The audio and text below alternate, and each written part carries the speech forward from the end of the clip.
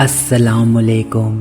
اسرائیل اور فلسطین کے درمیان جاری کشیدگی ایک تاریخی پس منظر ہے اور موجودہ صورتحال گزشتہ ایک صدی میں پیش آنے والے واقعات کے سلسلے کی ایک اہم کڑی ہے۔ اس تنازع کو سمجھنے کے لیے علاقے میں واقع مذہبی مقامات کی اہمیت سے آگاہی بھی ضروری ہے، کیونکہ یروشلم ایک تاریخی شہر ہے جسے اسرائیل اور فلسطین دونوں اپنی ملکیت سمجھتے ہیں۔ مسلمانوں، یہودیوں، عیسائیوں یعنی کہ ان تینوں مذاہب کے ماننے والوں کے لیے یہ مقدس ترین جگہ ہے۔ آج کی ویڈیو میں ہم آپ کو بتائیں گے مسلمانوں کا قبلہ اول جسے مسجد اقصی کہا جاتا ہے، اس کے متعلق تمام تر معلومات آپ کے ساتھ شیئر کریں گے۔ اس کے علاوہ آپ کو یہ بھی بتائیں گے کہ یہودیوں اور عیسائیوں کے لیے یہ جگہ کیوں اتنی خاص ہے۔ ویڈیو شروع کرنے سے قبل نئے دیکھنے والوں سے گزارش ہے کہ آپ چینل کو سبسکرائب کر لیں اور بیل آئیکن کو ضرور دبا دیں، کیونکہ اسی طرح کی دلچسپ اور معلوماتی ویڈیو سب سے پہلے آپ تک پہنچتی رہیں گی۔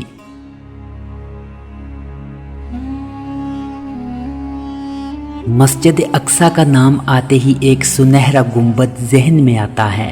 یہ قبۃ الصخرہ ہے جو کہ 35 ایکڑ پر پھیلے ایک وسیع احاطے میں شامل ہے، جسے مسلمان مسجد اقصی یا حرم شریف اور یہودی ٹیمپل آف ماؤنٹ کہتے ہیں۔ مشرقی یروشلم کے اس قدیم شہر کے اس حصے کو مسیحی، یہودی اور مسلمان تینوں ہی مقدس مانتے ہیں۔ خلیفہ عبد المالک بن مروہ نے 7ویں صدی عیسوی میں اسے تعمیر کروایا تھا۔ بہت سے لوگ اس گنبد کی وجہ سے اسے مسجد اقصی کہتے ہیں، لیکن یہ گنبد مسجد کا نہیں بلکہ اس علاقے میں تعمیر کی گئی مسلمانوں کی پہلی نمایاں یادگار ہے، جسے آج یروشلم کی پہچان سمجھا جاتا ہے۔ مسلم روایات کے مطابق پیغمبر اسلام مکہ سے اس مقام پر پہنچے تھے اور پھر یہاں سے انہوں نے آسمان کی جانب یعنی کہ معراج کا سفر کیا تھا، جبکہ اسرائیلی روایات کے مطابق پیغمبر ابراہیم نے اس مقام پر اپنے بیٹے پیغمبر اسحاق کی قربانی دینے کی تیاری کی تھی، جبکہ اسلامی روایات کے مطابق پیغمبر ابراہیم نے خدا کے حکم پر اپنے بیٹے اسماعیل کی قربانی کا ارادہ کیا تھا، جبکہ یہ واقعہ مکہ کے نواح میں پیش آیا تھا۔ ٹیمپل ماؤنٹ کے تقدس کے حوالے سے یہودیوں کے ہاں اور بھی کئی روایات پائی جاتی ہیں۔ قبۃ الصخرہ پر لکھی تحریر کے مطابق مسلمانوں نے یروشلم فتح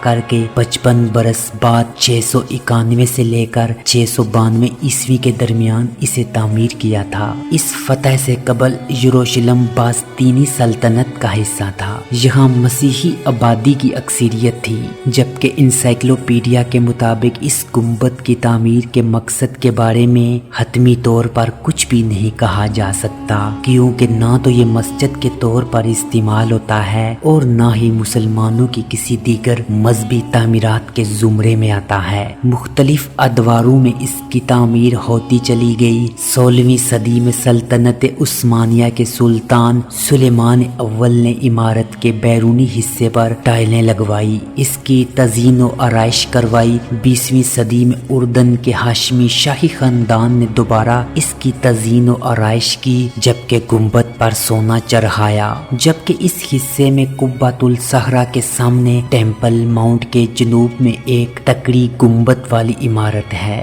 اور اسے قبلی مسجد بھی کہا جاتا ہے۔ البتہ مسلمان پورے حصے کو اقصی کہتے ہیں، جبکہ مسلمانوں کے نزدیک مسجد اقصی مکہ میں خانہ کعبہ اور مدینہ میں مسجد نبوی کے بعد تیسرا مقدس ترین مقام ہے۔ یوں 5000 افراد کی گنجائش رکھنے والی اس مسجد کی تعمیر 8ویں صدی میں مکمل ہوئی تھی۔ یوں اس مسجد کے احاطے کے مغرب میں دیوار گریا ہے جہاں یہودی عبادت کرتے ہیں اور یہاں زائرین بھی یہاں آتے ہیں، جبکہ یہودیوں کی تاریخی روایات کے مطابق یہ دیوار اور اس کے ارد گرد کی تعمیرات اس بڑے معبد ٹیمپل ماؤنٹ کی باقیات ہیں، جہاں یہودیوں کے مقدس معبد بھی قائم تھے، جسے پہلے بابلیوں اور بعد میں باستینیوں نے منہدم کر دیا تھا۔ اسرائیل نے 1967 کی عرب اسرائیل جنگ में उर्दन से मशरकी यरूशलेम और कदीम शहर का इलाका हासिल कर लिया था,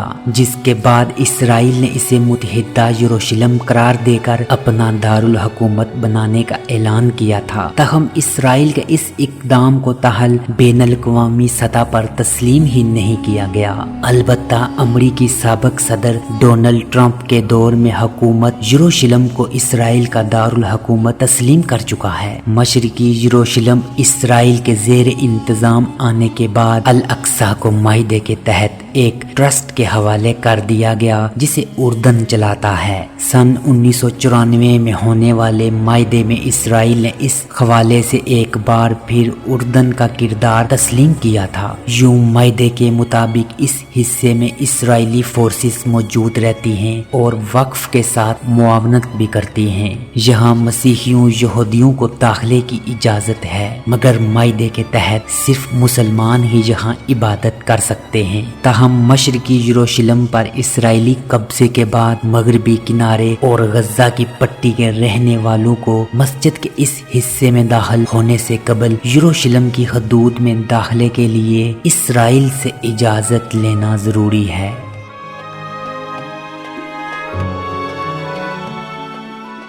आज के लिए इतना ही। आपसे होगी मुलाकात अगली वीडियो में। तब तक के लिए मुझे दीजिएगा इजाज़त। अल्लाह निगहबान।